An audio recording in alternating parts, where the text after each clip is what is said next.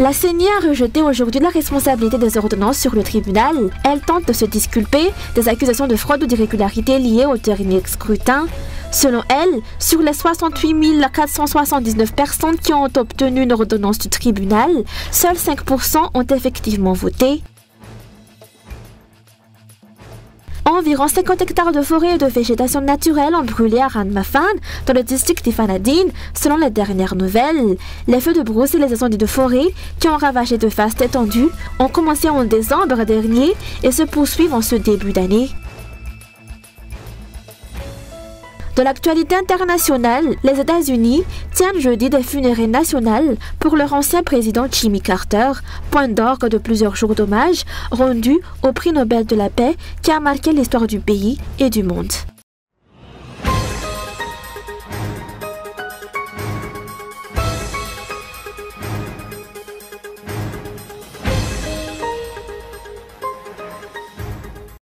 La CENI a rejeté aujourd'hui la responsabilité des ordonnances sur le tribunal. À quelques jours de la publication des résultats officiels des élections municipales par le tribunal administratif, chargé de trancher les litiges électoraux, la CENI tente de se disculper des accusations de fraude ou d'irrégularité liées au dernier scrutin. Elle a apporté des clarifications concernant les ordonnances, affirmant que c'est le tribunal qui l'a contrainte à inscrire certaines personnes sur les listes électorales.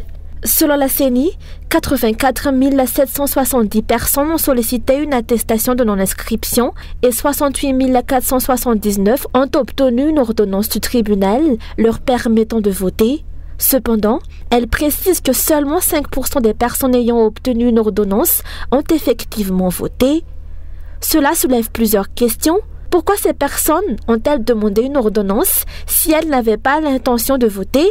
De plus, bien que les listes électorales aient été vérifiées à 3 reprises au niveau des Fouktang pour identifier les non-inscrits, comment expliquer qu'autant de personnes aient encore eu besoin d'une ordonnance? Voici la réponse de la CENI face à ces interrogations.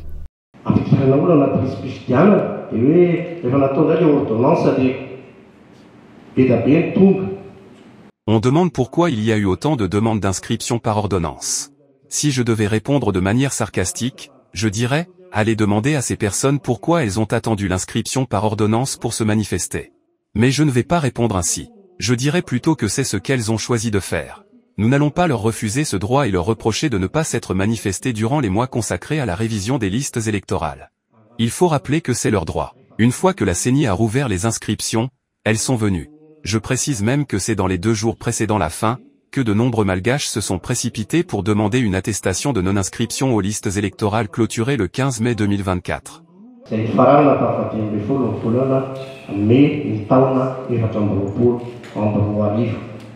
Selon la CENI, 34 988 ordonnances ont été délivrées à Atan Najiv dans ces 6 arrondissements et il s'avère que le 4e arrondissement est celui qui a enregistré le plus grand nombre d'ordonnances délivrées.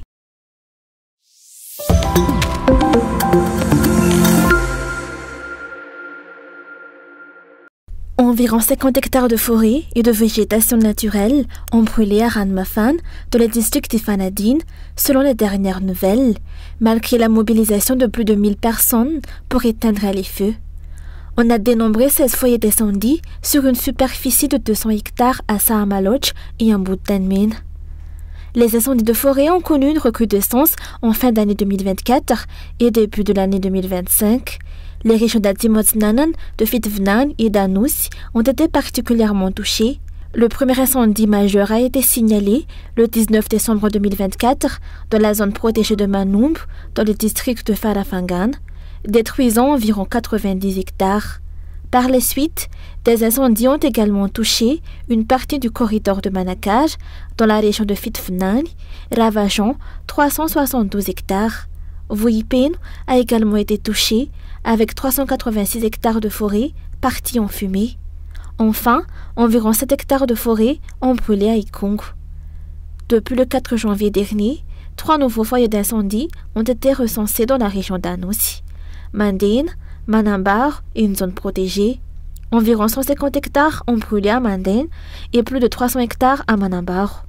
À ce jour, 3 personnes soupçonnées d'avoir déclenché des incendies à Dolagnage ont été arrêtées. Face à cette situation, les autorités et leurs partisans semblent indifférents. Ils continuent de former des groupes et des cellules alors que les incendies se propagent rapidement et détruisent des centaines d'hectares chaque jour. Leurs partisans préfèrent publier des déclarations de soutien plutôt que de condamner les dégâts causés à la nation et à la population malgache, notamment aux forêts et aux parcs nationaux. En résumé, les incendies et les destructions semblent être une priorité secondaire pour les autorités et leurs partisans qui sont davantage préoccupés par le maintien de leur pouvoir.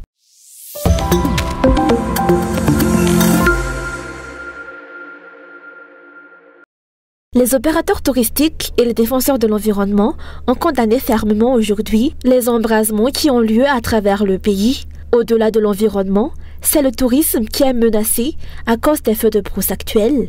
Pour ces acteurs de l'environnement, la destruction des forêts en différents points va détruire l'image du pays et avoir des impacts négatifs sur l'économie.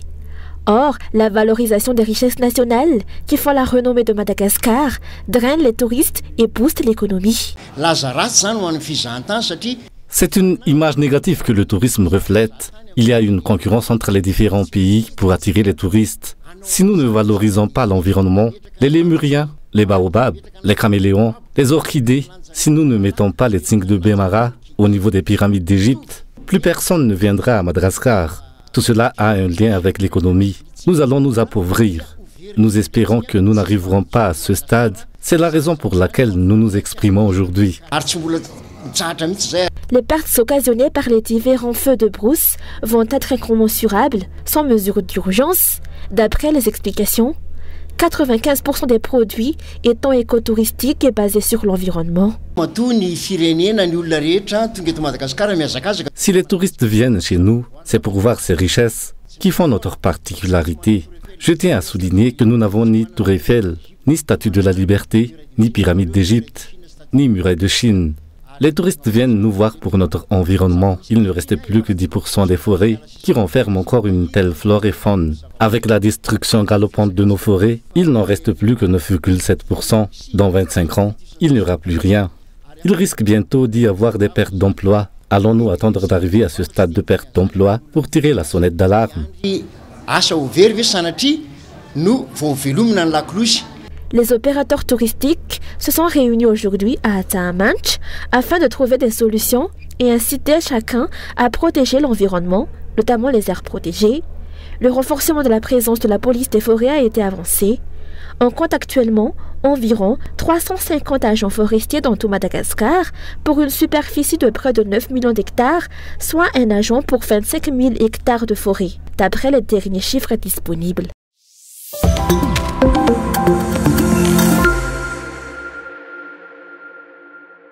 Ne pas reconsidérer les salaires des fonctionnaires dans le contexte actuel d'une inflation galopante relève du mépris. Telle est l'opinion du comité Mbunan Passa Malagasy qui fédère tous les travailleurs. Celui-ci déplore que jamais auparavant, les fonctionnaires n'ont subi un tel traitement, que le secteur privé n'a été aussi mis à mal, que la création d'emplois n'a été à un aussi bas niveau. Pour le comité Mbunan Pias, la situation dans le pays est à la dérive. L'instrumentalisation des fonctionnaires pendant les élections successives étant terminée, ils n'ont même pas obtenu d'augmentation de salaire alors que l'exécutif prône l'amélioration du social. Si les chefs religieux sont sortis de leur silence, c'est parce que la situation a dépassé le seuil du tolérable.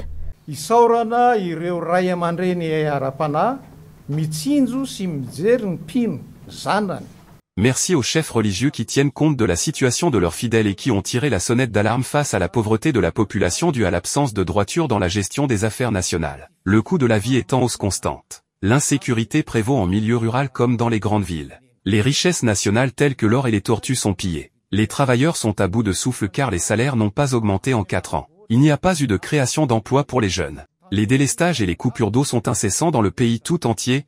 Les élections n'ont pas été transparentes et ont été entachées de fraude. Le pays a besoin de trouver des solutions dans un esprit de concertation et d'échange entre les différentes forces vives du pays.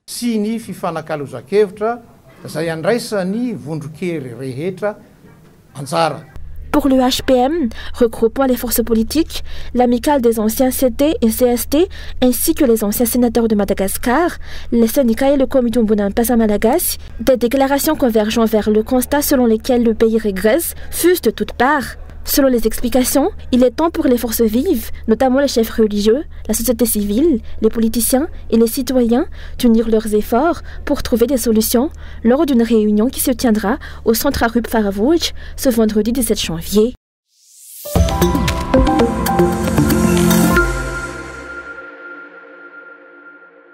Le président Al-Jadouine a annoncé hier lors du Conseil des ministres que le capoca de riz baissera à 750 AGH d'ici 1 mois et demi.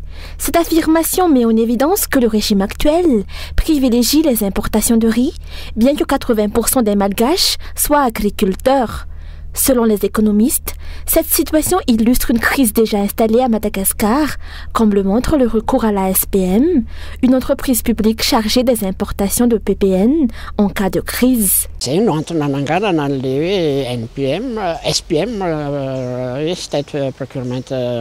D'où la création du SPM ou State Procurement of Madagascar, une société publique placée sous la tutelle du ministère du Commerce, chargée d'assurer les importations en période de crise. Cependant, cette entreprise est devenue un concurrent des opérateurs économiques malgaches. Le régime actuel s'implique de manière excessive dans le commerce, ce qui perturbe le climat des affaires à Madagascar. Cette intervention directe des dirigeants dans l'entrepreneuriat, plutôt que de se limiter à un rôle de supervision, contribue à la détérioration de l'environnement économique du pays.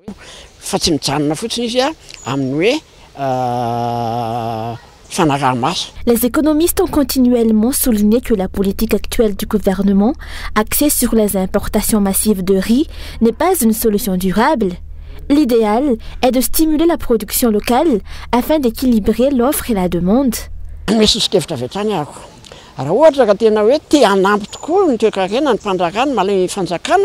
Je suggère que si les autorités souhaitent réellement soutenir l'économie et les opérateurs, elles devraient s'inspirer de pays comme Maurice, de nombreux autres États africains, voire européens, qui accordent des subventions aux producteurs. Ces subventions leur permettent de dégager des bénéfices tout en offrant leurs produits à des prix abordables. Pourquoi les autorités ne suivraient-elles pas cet exemple, au lieu d'entrer en concurrence directe avec les opérateurs? Cette démarche serait particulièrement pertinente pour le ministère du Commerce. L'implication directe de l'État dans l'entrepreneuriat n'a jamais donné de bons résultats, et cela est vrai dans tous les domaines. Une telle ingérence favorise également le népotisme.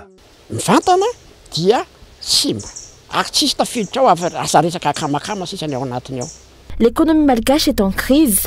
Les opérateurs, notamment les petites entreprises, expriment leur frustration face à l'impossibilité de se développer ou d'investir comme ils le souhaiteraient. Les entreprises publiques, telles que la Jirama, Madagascar Airlines et Chromita Malagasy, se trouvent toutes dans une situation critique. Les dirigeants, quant à eux, paraissent déconnectés des réalités du terrain et offrent des solutions théoriques à une situation pourtant complexe et urgente.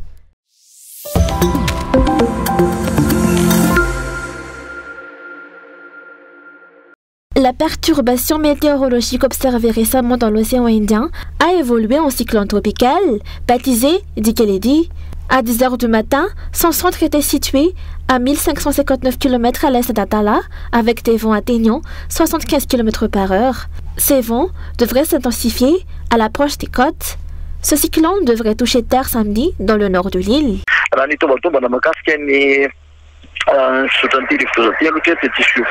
Il n'y a pas de changement. Le cyclone poursuit sa trajectoire vers l'ouest et devrait toucher les côtes nord-ouest de l'île samedi après-midi ou dans la nuit. À ce stade, il sera classé comme un cyclone tropical, avec des vents pouvant atteindre jusqu'à 130 km/h à l'approche des côtes. Une alerte verte est en vigueur pour les régions de Diana, Sava, Ambatsu, Sofia et Bouine. Selon les prévisions, le niveau de la mer devrait également augmenter.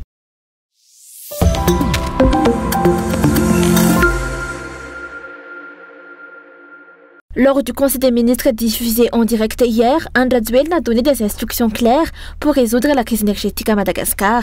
Il a souligné l'urgence de mettre en place les parcs solaires, notamment celui de 50 MW qui permettrait d'économiser 107 milliards d'AGH par an pour la Jirama. Toutefois, pour le moment, la réalité est que les coupures d'électricité règnent de nouveau à Tananarive et ses environs, selon les dernières informations publiées par la Jirama. Des solutions concrètes et durables concernant les délestages sont réclamées par les opérateurs malgaches et non de simples discours. Les délestages sont vivement déplorés par les opérateurs économiques. De notre côté, nous sommes contraints de travailler les jours non ouvrables, comme le samedi, pour rattraper le temps perdu, car nos activités dépendent des ordinateurs, inutilisables en cas de coupure. Il serait essentiel de trouver une solution durable à ce problème afin de permettre aux opérateurs de se développer pleinement.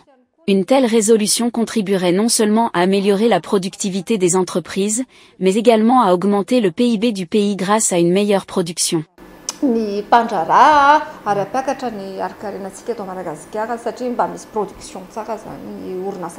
Résoudre durablement la crise énergétique à Madagascar est urgent. La plupart des petites et moyennes entreprises malgaches qui ne disposent pas d'un moyen d'utiliser des groupes électrogènes ou des panneaux solaires dépendent entièrement de l'électricité produite par la Chirama. Pour les petites et moyennes entreprises, adopter des panneaux solaires reste difficile en raison des investissements élevés que cela nécessite. Contrairement aux grandes entreprises, qui peuvent plus facilement absorber ces coûts, nous faisons face à des contraintes importantes. Investir dans l'énergie solaire représente un engagement financier lourd, notamment pour mettre en place un parc solaire suffisamment performant. Pour nous, ce n'est pas encore envisageable, car cela demande des ressources financières considérables.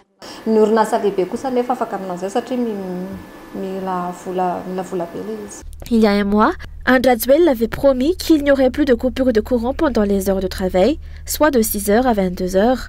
Or, tout le monde constate que les coupures persistent, même durant ces heures. Reste à voir si les dernières annonces en matière de résolution des problèmes énergétiques se traduiront par des actes concrets ou si elles resteront de simples promesses, comme c'est souvent le cas.